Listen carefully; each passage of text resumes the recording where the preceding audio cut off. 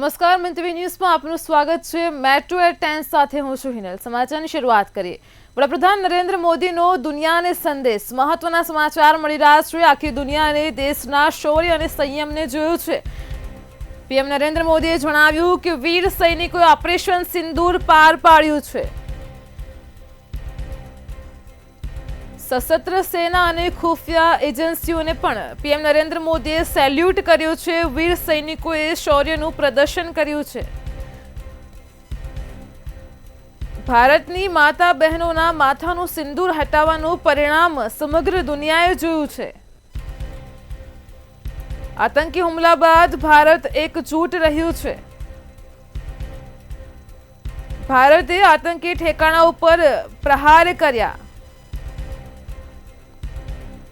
आतंकियों training centre पर भारते प्रहार कर्यो।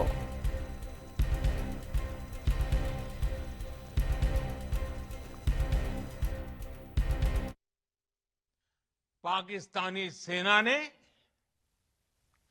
हमारे डीजीएमओ को संपर्क किया, तब तक हम आतंकवाद के इंफ्रास्ट्रक्चर को बड़े पैमाने पर तबाह कर चुके थे।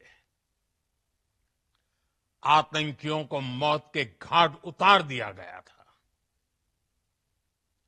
पाकिस्तान के सीने में बसाए गए आतंक के अड्डों को हमने खंडहर बना दिया था। इसलिए जब पाकिस्तान की तरफ से गुहार लगाई गई, पाकिस्तान की तरफ से जब ये कहा गया कि उसकी ओर से आगे कोई आतंकी गतिविधि और सैन्य दुस्साहस नहीं दिखाया जाएगा, तो भारत ने भी उस पर विचार किया। और मैं फिर दोहरा रहा हूं, हमने पाकिस्तान के आतंकी और सैन्य ठिकानों पर अपनी जवाबी कार्रवाई को अभी सिर्फ स्थगित किया है। आने वाले दिनों में हम पाकिस्तान के हर कदम को इस कसौटी पर मापेंगे कि वो क्या रवैया अपनाता है। साथियों, भारत का मत एकदम स्पष्ट है। टेरर और टॉक एक साथ नहीं हो सकते। टेरर और ट्रेड एक साथ नहीं चल सकते। और पानी और खून भी एक साथ नहीं बह सकता। भारत का मत एकदम स्पष्ट है।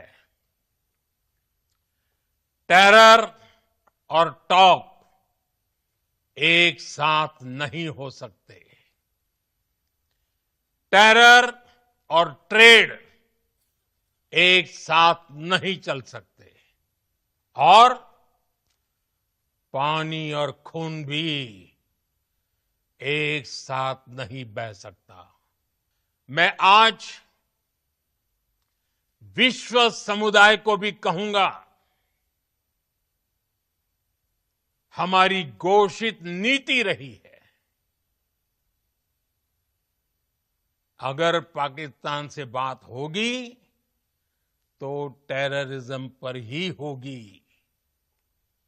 अगर पाकिस्तान से बात होगी तो पाक ऑक्युपाइड कश्मीर पीओके उस पर ही होगी। મહત્વના સમાચાર મળી રહ્યા છે। પાકિસ્તાન હવે નહીં કરે તેની નાપાક હરકતો। ઉલ્લેખનીય છે કે ભારત અને પાકિસ્તાન વચ્ચેની જે યુદ્ધની પરિસ્થિતિ અત્યારે છે, પાકિસ્તાન હવે સીઝફાયરનું ઉલ્લંઘન પણ નહીં કરે। આ પહેલા પાકિસ્તાન ઘણીવાર સીઝફાયરનું ઉલ્લંઘન કરી ચૂક્યું છે। ભારત અને પાકિસ્તાનના ડીજીએમઓ વચ્ચે વાતચીત થઈ છે। પાકિસ્તાન હવે સીઝ ફાયરનું ઉલ્લંઘન નહીં કરે, પાકિસ્તાન હવે તેની અવરચંડાઈ નહીં કરે, પાકિસ્તાન હવે તેની નાપાક હરકતો પણ નહીં કરે. ભારત ને પાકિસ્તાનના ડીજીએમઓ વચ્ચે વાતચીત થઈ છે. સૌથી મહત્વના સમાચાર, પાકિસ્તાન હવે તેની નાપાક હરકતો નહીં કરે. પાકિસ્તાન યુદ્ધ વિરામની જાહેરાત કર્યા પછી અમુક જ કલાકોમાં ફરી ડ્રોન ને તોપમારાથી હુમલો કરતું હતું, તેની અવરચંડાઈ કરતું હતું. પરંતુ હવે ભારત ને પાકિસ્તાનના ડીજીએમઓ વચ્ચે વાતચીત થઈ છે. પાકિસ્તાન હવે સીઝ ફાયરનું ઉલ્લંઘન નહીં કરે, પાકિસ્તાન હવે તેની નાપાક હરકતો પણ નહીં કરે.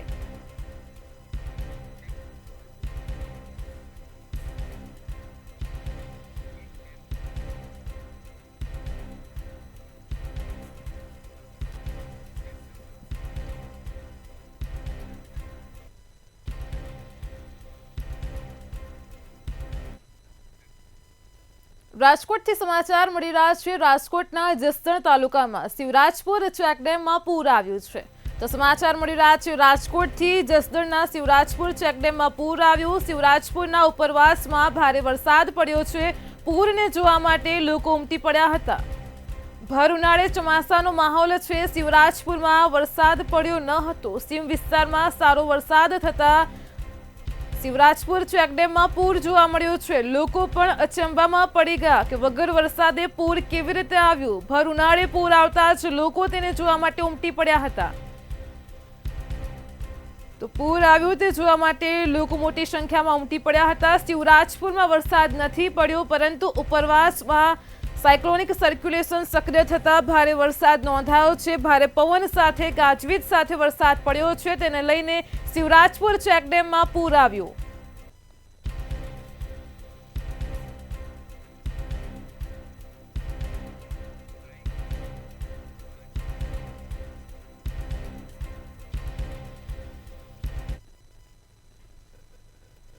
મહેસાણાથી સમાચાર મળી રહ્યા છે.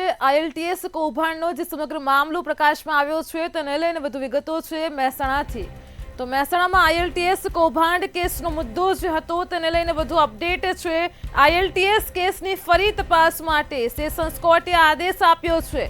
ફરી આ કેસની તપાસ થશે. ડીવાયએસપી DM ચૌહાણે બીસમરી ભરી હતી. તે દરમિયાન સેશન્સ કોર્ટે આદેશ કર્યો. તપાસ અધિકારી વિરુદ્ધ પણ તપાસના આદેશ આપ્યા છે. IELTS કૌભાંડનો જે સમગ્ર મામલો છે, PI અથવા તો ડીવાયએસપીને વધુ તપાસ સોંપવા માટે DGPએ આદેશ કર્યો છે.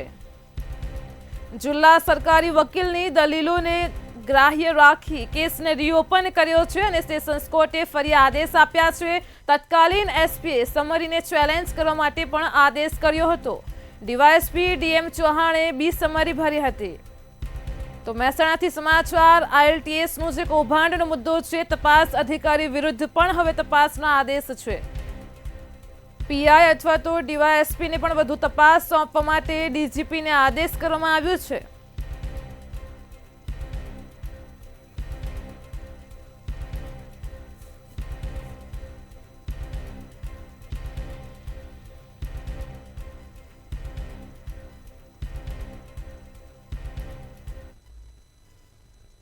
ભાવનગરથી સમાચાર મળી રહ્યા છે. ભાવનગરમાં બોલેરો પિકઅપ વાને પલટી મારી હતી. આજે ઘટના પ્રકાશમાં આવી રહી છે. ભાવનગરથી છે. ભાવનગરમાં બોલેરો પિકઅપ વાને પલટી મારી હતી.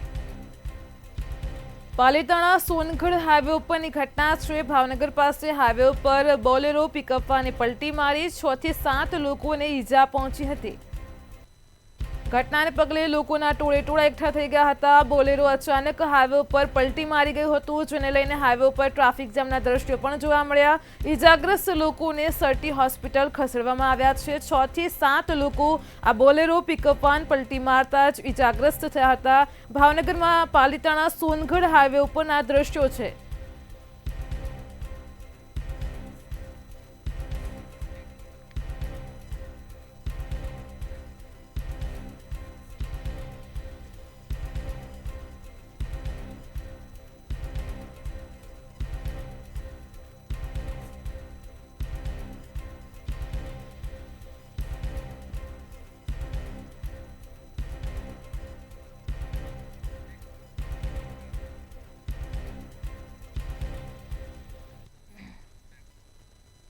વડોદરાથી મહત્વના સમાચાર મળી રહ્યા છે। વડોદરાથી જે વિગતો પ્રકાશમાં આવી રહી છે, વડોદરામાં જ્યુબિલી બાગ ખાતે શહેરીજનો માટે નવું આકર્ષણ ઊભું કરવામાં આવ્યું છે। તો વડોદરાવાસીઓ માટે નવું આકર્ષણ ઊભું કરાયું છે। 34 લાખના ખર્ચે મ્યુઝિકલ ઇન્સ્ટ્રુમેન્ટ સેક્શનનો શુભારંભ કરાયો છે।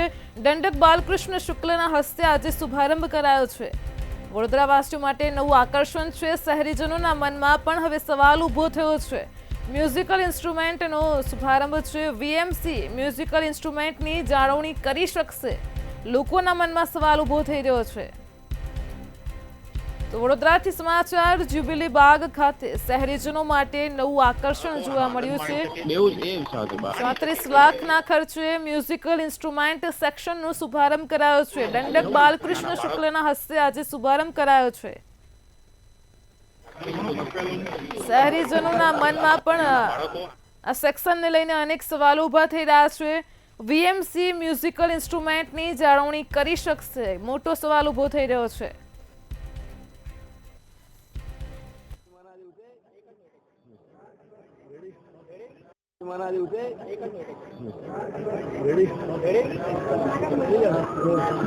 આજે બુદ્ધ પૂર્ણિમાના દિવસે ગુજરાતની સાંસ્કૃતિક રાજધાની એવા વડોદરા શહેરમાં મહારાજા સયાજીરાવ ગાયકવાડજીનું જે સપનું હતું કે મારા નગરજનો કલાપ્રિય બને, રસિક બને, તેમાં જ મને લાગે છે આ એક મહત્વનું એક પગથિયું છે।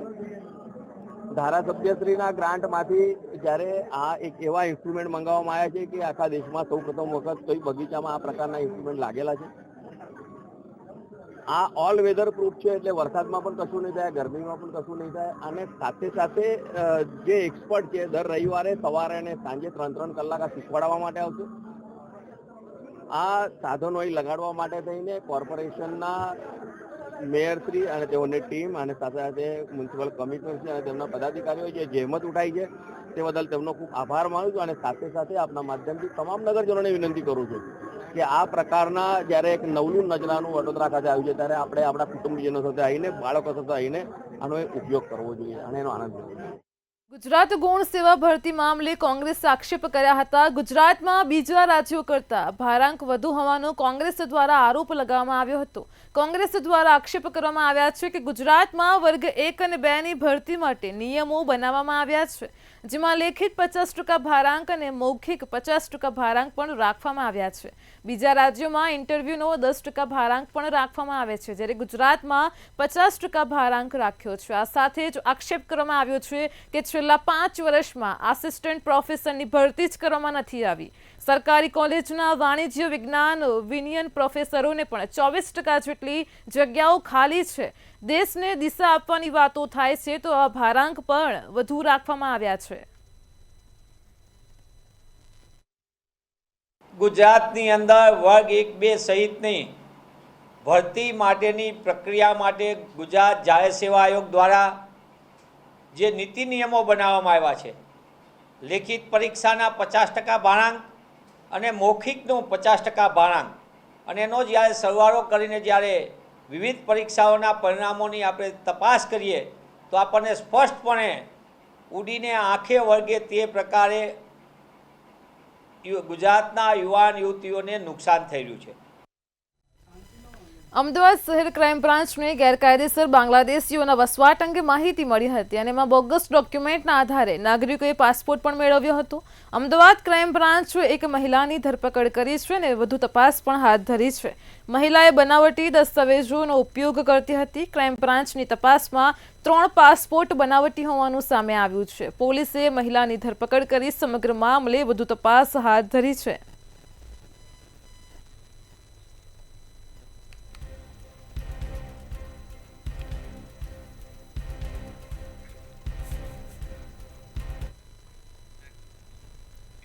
અમદાવાદમાં વેપારીને હની ટ્રેપમાં ફસાવનારી ગેંગ ઝડપાઈ છે। ડેટિંગ એપથી યુવકોને હની ટ્રેપમાં ફસાવીને દુષ્કર્મ કરી રૂપિયા પડાવતી ગેંગને અમદાવાદ ક્રાઇમ બ્રાન્ચે ઝડપી પાડી છે। અમદાવાદમાં યુવકને દિલ્હીની હોટલમાં મળવા માટે બોલાવી યુવતીએ અન્ય એક યુવતીને રૂમમાં મોકલી હતી, જે બાદ યુવતીએ મારઝૂડની ફરિયાદ કરવાનો ખોટો કેસ કરવાના ડરથી 1,59 લાખ રૂપિયા પડાવી લીધા હતા। આ કેસમાં ક્રાઇમ બ્રાન્ચે 2 પરપ્રાંતીય યુવકોની ધરપકડ કરી છે અને વધુ તપાસ પણ શરૂ કરી કરી છે. તેમજ અમદાવાદ ક્રાઇમ બ્રાન્ચે સમગ્ર મામલે તપાસ શરૂ કરી અને દિલ્હી પોલીસની સંડોવણી છે કે નહીં તે અંગે પણ તપાસ શરૂ કરી છે.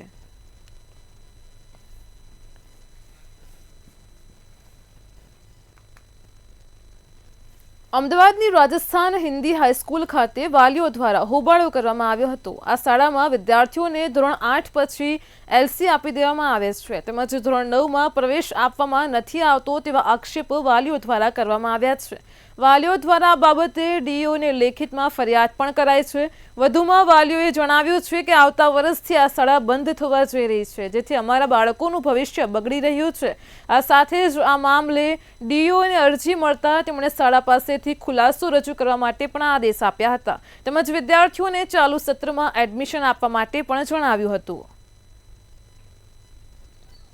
તો હવે એ લોકોએ હિન્દી મીડિયમની ટોટલ બધાને એલસી આપી, એને છતાં બી ઇંગ્લિશવાળાની બધી આપી હતી. પણ અમે કીધું કે ભાઈ તમે એલસી કેમ આપો છો, અમારા છોકરો તો પહેલાંથી ત્યાંથી જ ભણે છે. તો એ લોકો એમ કહેવા માંગે છે કે અમારી જોડે હિન્દીના ટીચર નથી ને ઇંગ્લિશના બી નથી એમ કીધું. ત્યારે અમને જ્યારે એલસી આપીને રિઝલ્ટ આપ્યું ત્યારે પછી એ લોકો શું કર્યું, અમને ગુમરાહ કરવા માટે બધા ઇંગ્લિશ મીડિયમ હિન્દી મીડિયમવાળાને બધાને એલસી આપી હતી. 2 દિવસમાં ઇંગ્લિશ મીડિયમવાળાને 3 ક્લાસ ચાલે છે, એટલે 180 છોકરા 85 છોકરા છે એ બધાને એડમિશન મળી ગયું, ફોર્મ બી આપી દીધા. અમને કીધું કે અમારે નથી ને અમને રજૂઆત કરીએ છીએ, જ્યારે ટીચર મળશે તો અમને જાણ કરી. પણ અમે રોજ ધક્કા ખાઈએ છીએ અને હમણાં ના પાડે છે કે અમારી જોડે ટીચર નથી. એટલે અમને એને છતાં બી 10મો 11 12 ધોરણ અહીંયા ચાલુ છે, એને માટે બી હિન્દી મીડિયમવાળા જ ભણાવે છે.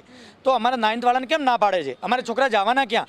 મારી બેબી અહીંયા જુનિયરથી કરીને 8મા ધોરણ સુધી હિન્દી મીડિયમમાં જ ભણી છે ને લગભગ બધા જ ક્લાસમાં એ હિન્દી મીડિયમમાં ફર્સ્ટ આવેલી છે. સ્કૂલ તરફથી એને મેડલ બી મળેલા છે. હવે 8મા ધોરણમાંથી 9મા ધોરણમાં જ્યારે આવવાની વાત થઈ ત્યારે એમને એલસી આપી દીધા છે કે ભાઈ અમારી જોડે 9માના શિક્ષકો નથી હિન્દી મીડિયમના, એટલે અમે ક્લાસ બંધ કરીએ છીએ, એટલે તમારી છોકરીને તમે બીજે ત્યાં ગમે ત્યાં ભણવા મોકલી શકો છો. હવે એ છોકરીને એવું છે કે ભાઈ જ્યાં 10 વર્ષ અહીંયા ભણી છે, હવે આગળથી 9મામાં એ ક્યાંય બીજે ભણવા જવા માંગતી નથી. એને કીધું છે કે ભણીશ તો આ જ સ્કૂલમાં ભણીશ, એટલે આગળનું ભણતર છોડી દઈશ. હવે મારા છોકરીનું ભવિષ્યને શું? ऐसा पेरेंट्स कह रहे हैं. जी हाँ, मैं एग्री हूँ आपसे. हिंदी मीडियम में एडमिशन ना देने का सबसे पहला कारण है हमारे पास जो हिंदी पढ़ाने वाले मुख्य शिक्षक थे वो रिटायर्ड हो गए हैं. हमारे पास हिंदी के कोई शिक्षक नहीं है. नंबर 2, ये बात हमने डीओ श्री को भी हमने सरकार श्री में भी जानकारी दी है उनको, और 6 महीने से हमारा वहाँ से पत्र व्यवहार भी चालू है, उनको जानकारी है. 6 महीने पहले से हमने हिंदी मीडियम के समस्त बच्चों को भी सूचना दी है कि हो सकता है आगामी वर्ष में अपने पास हिंदी मीडियम ना चले.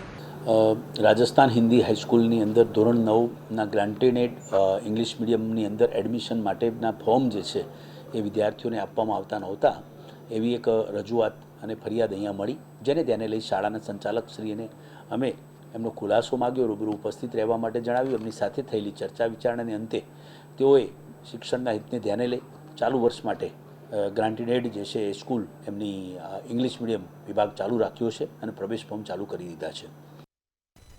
અમદાવાદના નિકોલ વિસ્તારમાં હત્યાની ઘટના બની હતી. હર્ષ ઉર્ફે જીગો પરમાર સાથે ભાવેશને ઝઘડો થયો હતો અને બંને વચ્ચે મારામારી થઈ હતી. જે સમયે ભાવેશને હર્ષે તીક્ષ્ણ હથિયારથી છાતીના નીચેની ભાગમાં હુમલો કરતા તે લોહીલુહાણ હોવાથી ભાવેશને સારવાર માટે સિવિલ હોસ્પિટલ લઈ જવામાં આવ્યો. ફરજ પરના તબીબોએ ભાવેશને મૃત જાહેર કર્યો હતો. આ મામલે પોલીસે ફરિયાદ નોંધી આગળની કાર્યવાહી હાથ ધરી છે. ત્યારબાદ તેઓને જાણવા મળેલ કે તેઓની સોસાયટીમાં જ રહેતા હર્ષ જીતુભાઈ પરમાર નાનો ઝઘડો થયેલ તેઓના પુત્ર સાથે, અને તેને છાતીથી નીચેના ભાગે એક ઘા મારી દીધેલ છે તીક્ષ્ણ હથિયારથી. ત્યારબાદ મહેશભાઈ સીમાડીનાઓના પુત્રને 108 મારફતે સિવિલ હોસ્પિટલ અસરવા ખાતે લઈ ગયેલ, જ્યાં ફરજ પરના ડોક્ટરશ્રીએ તેઓને મરણ જાહેર કરેલ. અમદાવાદમાં ગ્રામ્ય વિસ્તારના નાંદેજ બારેચુડી ગામમાં એક જ કોમના 2 જૂથ વચ્ચે મારામારી થઈ હતી. ફાટક પાસે રસ્તાની વચ્ચે પાર્કિંગ કરેલ 4વ્હીલર હટાવવા બાબતે ટકરાર થઈ અને જૂથ અથડામણનું મોટું સ્વરૂપ ધારણ કર્યું. આ સાથે જ ભેગા થયેલા ટોળાએ car, JCB, dumper, Eicher, bike, રિક્ષા જેવા વાહનોમાં તોડફોડ કરી હતી. આ મામલે વિવેકાનંદ પોલીસને જાણ થતાં જ તાત્કાલિક પોલીસ કાફલો ઘટના સ્થળે પહોંચ્યો તેમજ ગુનો દાખલ કરી નામજોગ 27 આરોપીઓ સામે ફરિયાદ કરી 7 આરોપીની અટકાયત કરી છે. હાલ તો સ્થિતિ કાબૂમાં હોવાનું વિવેકાનંદ પોલીસે જણાવ્યું છે.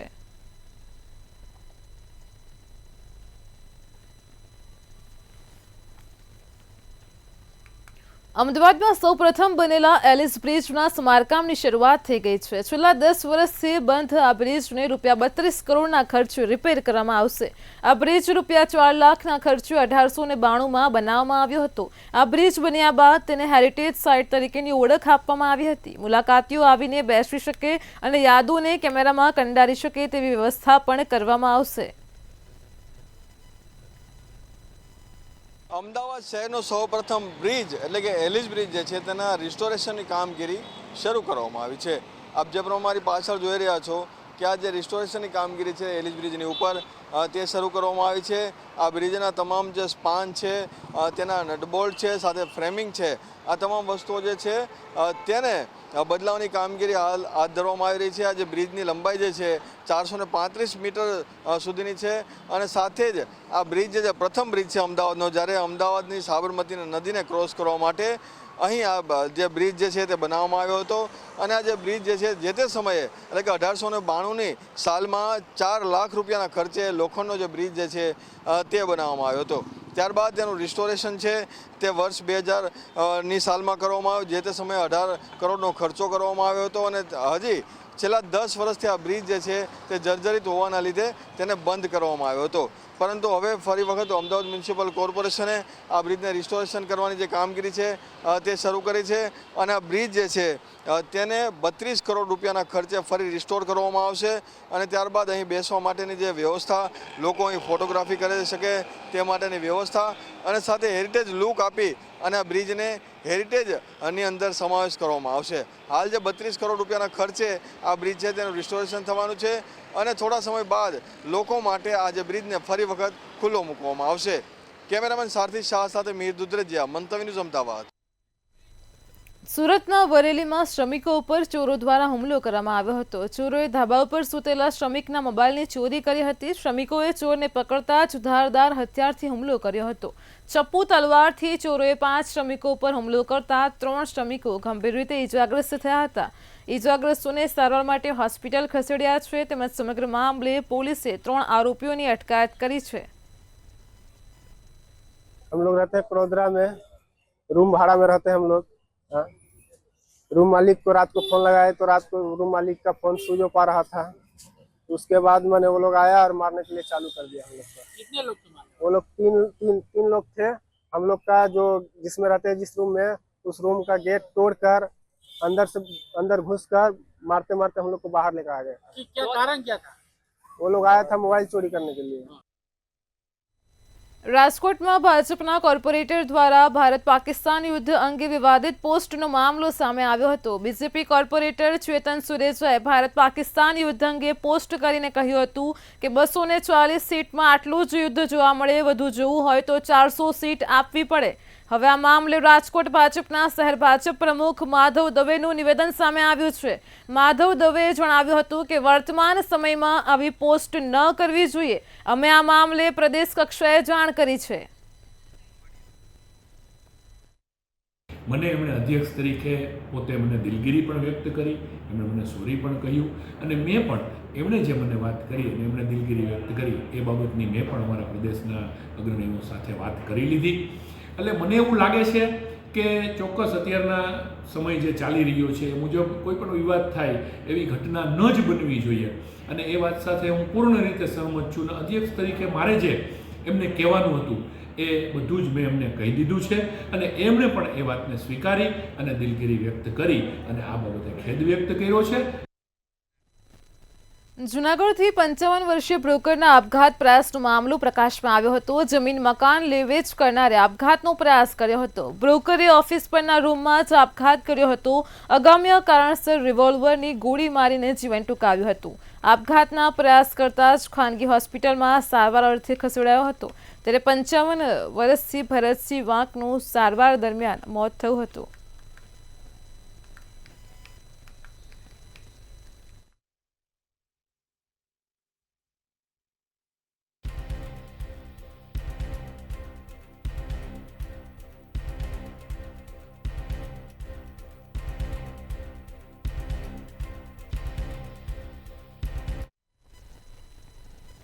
ભાવનગરની સર્ટી હોસ્પિટલમાં ત્યજી દેવાયેલા બાળકને આજે નવું જીવન મળ્યું છે. ગત ફેબ્રુઆરી મહિનામાં સર્ટી હોસ્પિટલમાં ગાયનેક વિભાગમાં એક મહિલાએ બાળકને જન્મ આપ્યા બાદ તેને ત્યજી દીધું હતું. કલેક્ટરે હોસ્પિટલની મુલાકાત લઈ બાળકના સ્વાસ્થ્ય, વજન, વિકાસ અને મેડિકલ હિસ્ટ્રી અંગેની માહિતી મેળવી હતી.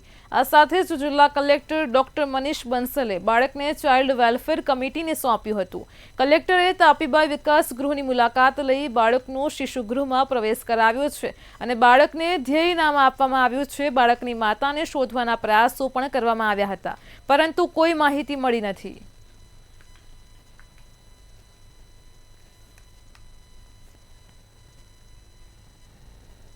મેટ્રો 10 માં હાલ આટલું જ. પડે પણની અપડેટ મેળવો માત્ર મંતવ્ય ન્યૂઝ પર. નમસ્કાર.